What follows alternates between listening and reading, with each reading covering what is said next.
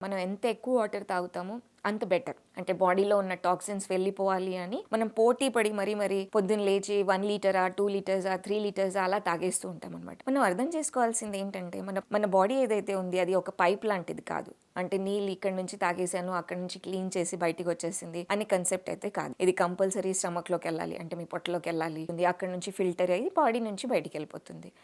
ఇంత complex process దీంట్లో ఉంటుందండి. అప్పుడు ఎప్పుడైతే మనం ఎక్సెస్ వాటర్ ఇంటేక్ చేస్తామో, మన ఏదైతే డైజెషన్ కెపాసిటీ ఉంది, మన జఠరాగ్ని ఏదైతే ఉంది, అది మెల్లిమెల్లిగా తగ్గిపోతూ ఉంటుంది. Over the period of time దీని కాన్సిక్వెన్సెస్ మనకు తెలుస్తూ ఉంటాయి. సో, ఎక్కడ కూడా ఆయుర్వేదంలో ఎక్సెస్ వాటర్ తీసుకోవడము అనే కన్సెప్ట్ అయితే లేదు. యూజువల్లీ ఎప్పుడైతే మనకు దాహం వేస్తుందో అప్పుడే మనం వాటర్ తాగాలి. అఫ్‌కోర్స్ మనం అబ్జర్వ్ చేస్తూ ఉండాలి. ఇప్పుడు కొన్ని విషయాలు కొంతమంది ఏంటంటే తెలియకుండా క్లైమేట్ చల్లగా ఉంది కదా అని వాటర్ అవాయిడ్ చేస్తారు. అది కాదు. Minimum amount water essential. కానీ ఎక్సెస్ అనేది చాలా అంటే ఎక్సెస్ అనేది తీసుకోకూడదు.